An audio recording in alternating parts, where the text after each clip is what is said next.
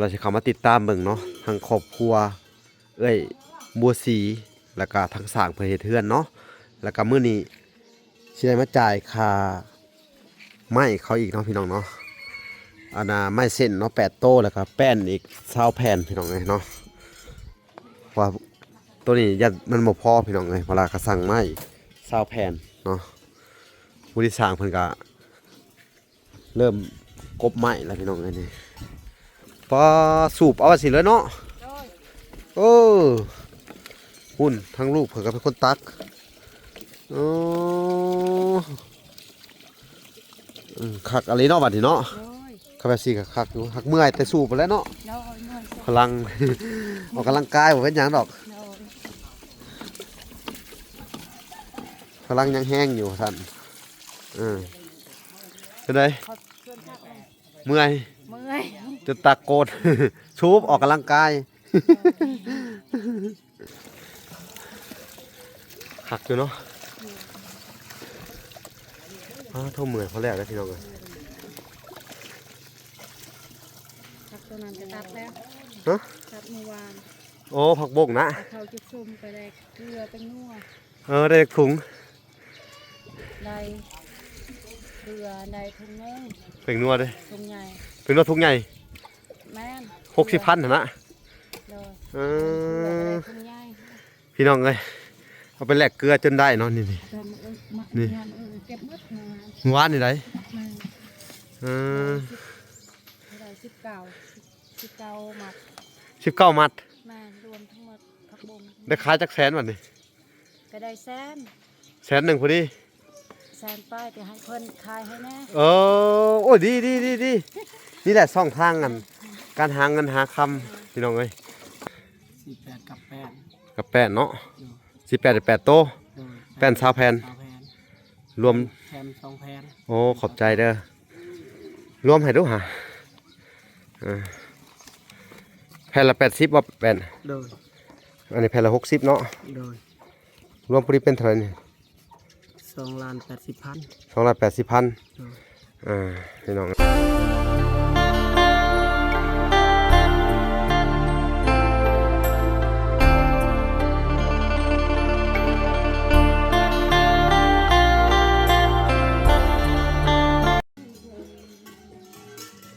โอเคพี่น้องเนาะหลังจากที่ทางอันบลาเนาะเอาเงินให้เพิ่นมื้อเช้านี่เนาะพี่น้องเนาะซื้อตะปูเนาะแล้วก็เอาให้เพิ่นเบิกไป500,000พี่น้องเนาะก็ถือว่าเราจะเข้ามาติดตามเบิ่งเนาะทั้งครอบครัวเอ้ยบัวสีแล้วก็ทั้งสร้างเพื่อเฮ็ดเฮือนเนาะแล้วก็มื้อนี้สิได้มาจ่ายค่าไม้เขาอีกเนาะพี่น้องเนาะอันน่ะไม้เส้นเนาะ8โต้แล้วก็แป้นอีก20แผ่นพี่น้องเนาะว่าตัวนี้ยัดมันบ่พอพี่น้องเวลาเขาสั่งไม้20แผ่นเนาะผู้ที่สร้างเพิ่นก็เริ่มกบไม้แล้วพี่น้องนี่คุณทั้งบุษีกับขยันขนาดกับลูกพอสูบเอาสิเลยเนาะหุ่นทั้งลูกเผื่อก็เป็นคนตัก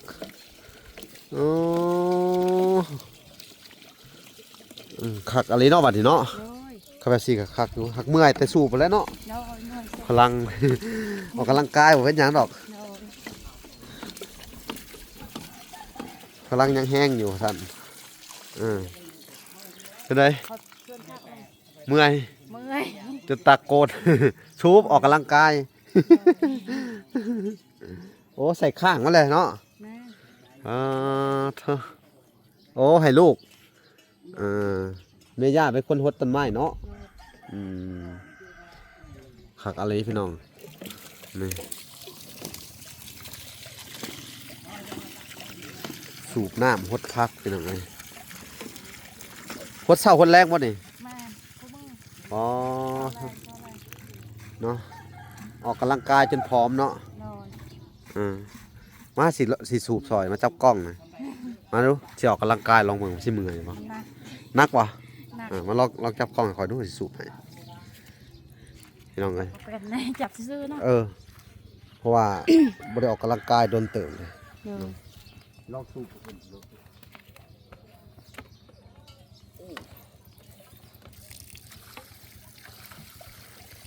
หนักขนาดเลย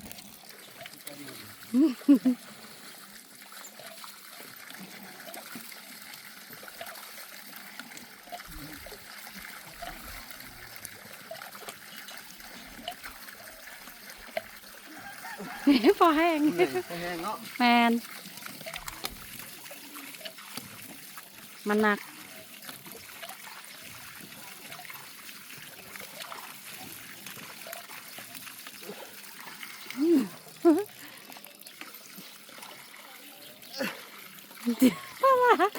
หนักหนักขนาดเลย สูบอยู่บนกันได้ดึงถึงบ้านนักเนาะ แม่นนะตัวนั้นหนักหนักกว่า พี่น้องเลย เมื่อย ปวดปวดวัดต้นโต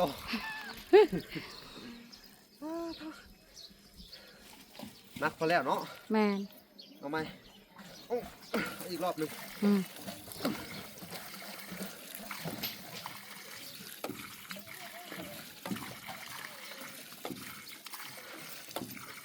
พอแหละ โดน เมื่อยพี่น้องเลยเปลี่ยนกัน พอตัวนั้นนั่งนั่งจ้าชักให้หมดชัก เมื่อยแห้งกันเลยพี่น้องเลยคุณ ปลูกไม้อะไร อ๋อจะปลูกใหม่เนาะ แม่นยังจุด จุดขี้แกบอยู่เนาะ แกะ ตัวนี้กับปลูกใหม่ประเดินนี่เด้อเดินที่มันว่างอยู่นะมียากตักเอาน้ำพี่น้องเลยดิหักอยู่เนาะทุ่มเหมือนเขาแล้วนะพี่น้องเลย ชักตัวนั้นจะตัดแล้ว ฮะ ตัดเมื่อวาน โอ้ผักบกนะ เอาเขาจุดซุ่มไปได้เกลือเป็นนัว ได้ถุง ได้เกลือได้ถุงนึง เป็นนัวเลย ถุงใหญ่ เป็นนัวทุกใหญ่ แม่น 60,000นะ เลย เอ เกลือ อ ได้ถุงใหญ่ พี่น้องเลยเอาไปแลกเกลือจนได้เนาะนี่ เดินมาเก็บหมดมา หวานนี่ไร แม่น เออ ได้19หมัด 19 มัด แม่นรวมทั้งหมดผักบุ้ง ได้ขายจักแสนวันนี้ ก็ได้แสน แสนหนึ่งพอดี แสนป้ายไปให้เพิ่นขายให้แน่ โอ้ยดีนี่แหละช่องทางกันการหาเงินหาคำพี่น้องเอ้ยการหาเงินซื้อผีเป็นนัวเนาะ คนที่ขายให้น้ อืม ำขายจางเขาน้ำ โอ้ดี เปิดขาดน้ำข้าว ต้องเห็ดอีกแล้วเด้อปลูกอีกแล้วเด้อนี่จัก3 นานผักบุ้งเด้อ โล เจ้าตัดนานนี่แล้วนี่ โล นานน่ะมันจะขึ้นน้ำหลังมันก็ทันกันบัดนี้ แม่ อาทิตย์ละเถื่อ2 เถื่อก็ได้ขายเนาะ แม่ โอ้เก่งอย่างนี้พี่น้องเอ้ยนี่คือว่าสุดยอดเลยเนาะ เที่ยมันบ่ทันผัก เสียบ่ทันเนาะ แม่ โอ้ยจะปลูกทันจะหน่อยนี่เขาสิมาหุ่มชื่อเจ้าจะหน่อยนี่เด้อธนากาเห็ดเป็นน้ำผักบุ้งกับอันนี้เนาะมันได้ขายดีอยู่ แม่ น้ำผักบุ้งยอดบักอื้อเนาะ สามอย่าง ยอดบักบอกบักบวบเนี่ยก็ได้ขายได้ ใส่ นี่ แสนป้าย เออ ขายจางเขาเป็น70,000 เออ ให้เราขายให้อยู่ที่ชมลำพาย เออได้ขายเสยเนาะ โล พี่น้องเลยมันออกแห้งอยู่น้ำเนี่ยก็ได้แต่มันเลิกเนาะ น้ำลาย มันเลิกก็ต้องสูบพี่น้องเลย พดคู่มือตอนเช้าตอนแรง พดคู่มือเนาะ แม่ พี่น้องเลยถือว่าได้หมักได้พ้นเนาะทางนะบัวสีก็ได้สบายดีเพิ่งบริษัทถักทายอยู่เนาะ สบายดี โดยสบายดีเท่าถือว่ามากอะเห็นชเพิ่นขยันเลยพี่น้องเลยหดผักหดหญ้าแต่ว่านี่เด้อน้ำตัวนี้นี่เห็ดคู่กันอีกน้ำตัวหนึ่งค่ะเด้ แม่ ว่างๆเนาะแล้วก็ต่อกันมานี่อีกนี่ จุดอันนี้ แล้วก็นี่อีกเด้อนี่ จุดขี้แกบกันเนาะ แล้วก็สิเสียหยาก็สิปลูกมัน โดยสู้ๆบัดนี่ โดย เพื่อนเขาก็เฮ็ดให้แหล้วพี่น้องเอ้ยพุ่น อันนี้ก็ดีใจหลายๆ โดยทางสร้างก็เฮ็ดให้มื้อนั้นก็ซื้อตะปูมาให้เจ้าเด้อ ใจทั้งบาลาน้ำแล้วก็ เอื้อลิซ่า ลำให้รวยสุขภาพแข็งแรง สาธุ ให้ ให้อยู่ดีมีแห้ง โด ให้ ย รวยกว่านี้อีกเด้อให้ยันควันยืน สาธุสาธุให้เพิ่นร่ำรวยเนาะ โดย เงินทองบ่ขาดถุงพี่น้องเอ้ยสาธุถ้าไปแล้วไหลขึ้นมาคือเก่าเนาะ เนาะ ถ้ามื้อเช้าไหลเข้ามื้อแรงพี่น้องเอ้ยเนาะมื้อนี้ก็เอาไม้มาเพิ่มเด้อ เนาะ ทั้งสร้างเพิ่นก็กบเลยเนาะไม้ที่ทั้งอันสร้างไม้เพิ่นเอามาเนาะ โดย เพิ่นมาเฮ็ดแต่วานนี่พุ่นเนาะ แม่น เพิ่นกบแต่วานนี่พุ่นบ่ แม่นแล้วมัน แล้วเนาะ เนาะ โอ้ดีแล้วมื้ออื่นก็มีแต่ให้เพิ่นเฮ็ดเลยบัดนี้เนาะบ่ยากดอกเนาะ เนาะ เวลาก็สิมาจ่ายค่าไม้เพิ่นก่อนเนาะ โดยโดย เอาพากันเฮ็ดแล้วเด้อเวลาสิจ่ายไม้กันพากันเฮ็ดสวนเลย โดย โอเคพี่น้องสิจ่ายค่าไม้ก่อน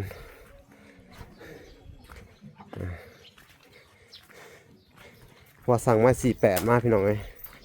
เอามาเฮ็ดอันนี้แหละ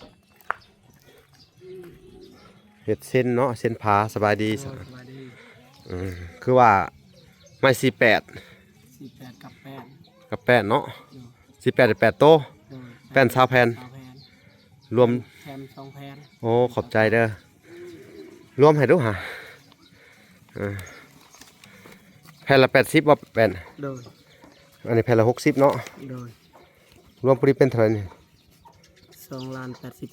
280,000 โดย พี่น้องเอ้ยก็สิใส่เงิน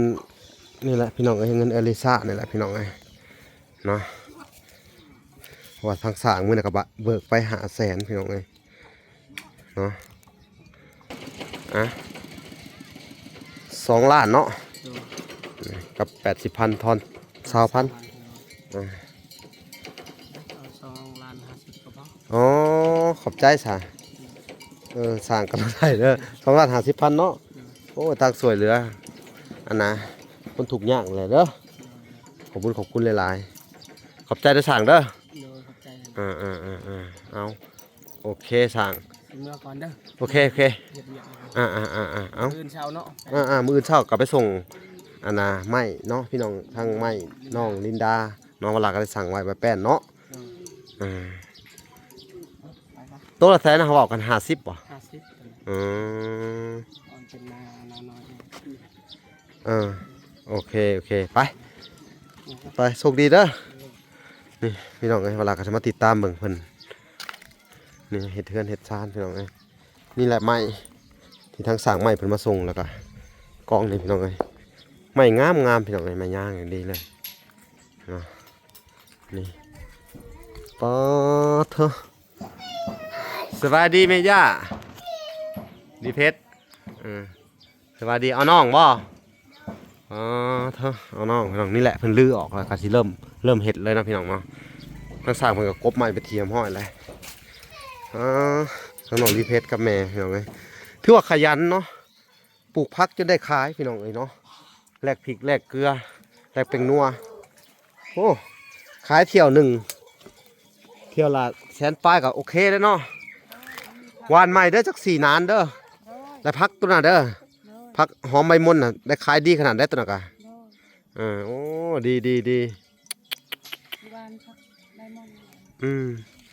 ดีนี่นะพี่น้องเอ้ยอันนี้ก็ซอยแม่อลีล้อพี่น้องเอ้ย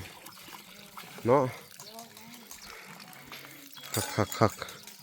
เปลี่ยนกันเนาะเปลี่ยนกันโยกเมื่อยก็เปลี่ยนกัน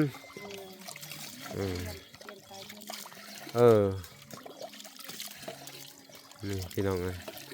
โอ้ยสวนบักใหญ่หนึ่งหมู่ย่านแล้วก็ปลูกไว้ได้หลายๆเนาะ โดยแม่ จะขายตลอดได้บัดนี่ โดย มีหมักแตงจังหวะนี่เก็บเอาไปขายได้นี่ใส่ถุงไปหมักแตงที่เขาตำได้เนาะ โดย มันกำลังอ่อนๆนี่พี่น้องผู้ดีแหล้ว แน่นอน กำลังอ่อนๆน้อยๆเขาจะทำกับปั้นนี่เขาเก็บขายแล้วเด้อ แม่ พี่น้องเอ้ยถือว่าขยันครอบครัวนี่ก็ได้สอยไปแล้วกะถือว่าสุดยอดพี่น้องเอ้ยผู้จักต่อยอดตัวเองเนาะนี่แหละพี่น้องเอ้ยเวลายังให้ทุกคนที่เวลาไปสวยขยันคือลาวนี่แหละพี่น้องเอ้ยขยันคือบัวสีนี่สิได้มีอยู่มีกินต่อไปพี่น้องเอ้ยจักเสียจังใดเนาะถ้าบ่เฮ็ดก็บ่ได้กินเนาะ โดยแม่ ถ้าอาศัยคนผู้ใหญ่เพิ่นมาซอยนี่มันเป็นไปบ่ได้เนาะ แม่ติดต่อไปได้ทำมีแต่เท่ากับมึงไม่ละ แม่น หลายอย่าง มันบ่แม่นพี่แม่นน้องแม่นญาติเพิ่นเนาะ โดย ใคร นาดพี่น้องเพิ่นแท้ๆเพิ่นยังบ่ได้ให้ได้ แม่นโดย เพิ่นยังบ่ได้ซอยเพิ่นซอยแต่ลงทุนให้ซำใดซำหนึงเขาบ่เป็นตาแล้วเพิ่นก็ถอยคือกันได้ โดย เนาะอันนี้เจ้าแบบคนอื่นอีกพี่น้องเอ้ยหายากนะพี่น้องเอ้ยผู้ใหญ่เพิ่นที่เอ็นดูเมตตาอุปถัมภ์คำชูสิสาธุเด้อเนาะทางเอิ้นดิซ่าแล้วก็ทางแม่ตู้ USA โดย แล้วก็แม่ทอนแก้วพี่น้องเอ้ยเจาะน้ำให้นี่ก็จนได้เนาะนี่ โดย จนได้ปลูกได้พังมาทันซะเนาะ โดย เหือออกขนาดเลย สู้ โดย ๆเอาสู้ โดย ๆเพื่อนก็สิแล้วล่ะบัดนี้เด้อ โดยสาธุดีใจหลายๆ โด นะ ย ทำนี้ทุกคนที่ผู้ช่วยเหลือขอให้ร่ำให้รวยเด้อ สาธุเนาะ แม่ท่านแก้วแล้วแม่ตูอายุเอ แล้วก็ แล้วพี่ตะวัน เพื่อนลิซ่า เวลิซ่าขอให้เขาสุขภาพแข็งแรงเด้ เนาะ อให้ร่ำให้รวยทุกคน สาธุเนาะ สาธุ มื้อนี้ก็เป็นเงินเพิ่นเด้อจ่ายค่าไม้ โดยสาธุเอลิซ่า 2ล้านกับ50,000เด้อ โดย แล้วก็สร้างเบิกไป500,000แล้วก็ซื้อตะปูให้เจ้า300,000เด้อ โดย เนาะ โดยแม่ พอดีกับมื้อนี้ก็เบิดเงินอยู่ประมาณ2ล้านพุ่นแหละ โดย 2ล้าน7แสนห้าประมาณนี้เด้อ โดย และส่วนที่เหลือเวลาก็สิเอาไว้ใช้อันน่ะแนวจำเป็นแหละเนาะกว่าสิได้แยกค่าสร้าง4ล้านเพิ่นเบิกไว้ละ500,000เนาะยังเหลือ3ล้าน5ค่าสร้างเด้อ โดยแม่ สร้างเพิ่นก็เริ่มลงมือเฮ็ดแล้วดีใจบ่ปานนี้ ดีใจหลายๆสา ยิ้มออกแล้วสู้ๆนี่แหละคือกำลังใจพี่น้องเอ้ยเฮ็ดให้เจ้ามีอยู่มีกินต่อไปก็คือหัวสวนเจ้านี่แหละเด้อเงินไก่บ่เข้าไปหา หมูน้อยเคยปลูกไว้แล้วมันหมดนี่ โอ้ เคยเลี้ยง หมูเจ้าเลี้ยง แม่นเขาเลี้ยงไว้น้อง โอ้หมู หมดเขานี่ หมูหลุดเข้าไปเนาะ น้อง เอาดี เลี้ยงหมูเลี้ยงไก่ ดีแล้วเลี้ยงหมูเลี้ยงไก่ไก่ก็มีเนาะไก่จักโตไก่ ไก่ประมาณ5โต๊ะ ไก่5โตผู้โอ้พี่น้องเอ้ยนี่ แต่มันไปหากินนะ เด้คอกไก่เพิ่นคักก็เลยหมูน้อยเพิ่นก็เลี้ยงได้พี่น้องเอ้ยคอกไก่เพิ่นเนาะนี่คักอะไรนี่พี่น้องเอ้ยนี่ก็เฮือนครัวเพิ่นเนาะ โน่ นี่ยิ่งเก็บยิ่งแตกเนาะคือว่าเก็บไปขายวันนี่แตกมาอีกเลย ประมาณ5 มื้อจังไหนก็เก็บขายอีก 3 มื้อ4 มื้อเก็บได้เนาะ แม่นมันออกอะไรนี่เมื่อวานบ่เห็นน่ะ เมื่อวานบ่เห็นมื้อนี้โผล่ขึ้นมาใหม่เลยเนาะ มันออกนะ โอ้ผักหอมมันซีแต่เนาะ อันนี้มันอยากเป็นจะเป็นหยัง มัน ยามนี้ มันบ่แม่นยามมันเด้ แม่ แต่ว่าผักหอมใบมนต์หะเป็นจะปลูกเขานี่หะกินก็บ่เบิด แม่ ว่าง่ายคือเน้นปลูกขายเนาะ โน่ ให้เจ้าปลูกขายเด้อ โน่ โอ้คักพี่น้องไงเนาะ มันก็เป็นไม้อันนี้ว่ามาเพิ่นขึ้นมาอยู่เพิ่นว่าตัดภาพมันอยู่ทางนั้นนี่ย่าสู้ดุหลีพี่น้องเอ้ยนี่แหละจังหวะคนดุของแท้พี่น้องเอ้ยอ๋อโธ่อันนี้ของแท้พี่น้องเอ้ยของแท้แน่นอนขอบคุณผู้ใหญ่ที่ช่วยเพิ่นพี่น้องเอ้ยเนาะเฮ็ดให้เพิ่นมีวันนี้ได้เนาะเพิ่นก็สามารถต่อยอดตัวเองได้พี่น้องเอ้ยอันนี้ก็ถือว่าทางวลาซอยส่วนหลายก็สิซอยเป็นวัตถุสิ่งของแบบว่า เป็นเฮือนเป็นซ่านเนาะช่วยส่งเสริมต่อไปพี่น้องเอ้ยปลูกผักปลูกหญ้าแหละคือนี่แหละบัวพี่น้องเอ้ยได้ซื้อมาให้เพิ่นเนาะแล้วก็ซื้อเบี้ยพักมาให้เพิ่นหรือว่าเพิ่นซื้อเบี้ยพักมาปลูกเองแล้วก็ต่อยอดเองพี่น้องเอ้ยก็ถือว่าสุดยอดแหละบัวสีนี่กับลูกเพิ่นเฮ็ดไปสิต่อไปเด้อทางเวลาก็สิคอยมาติดตามเบิ่งเรื่อยๆพี่น้องเอ้ยแต่ละเคสเนาะนี่แหละพี่น้องเอ้ย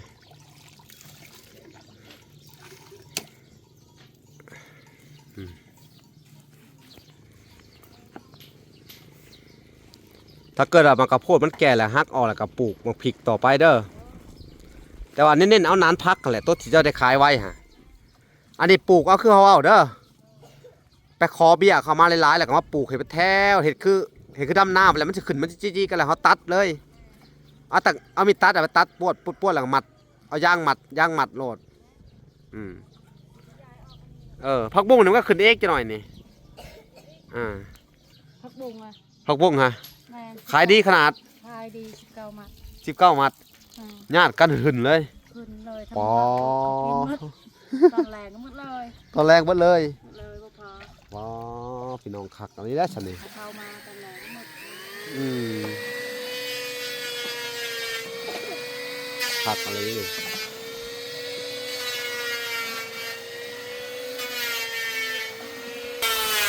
ทั้งสร้างครับพี่น้องเอ้ย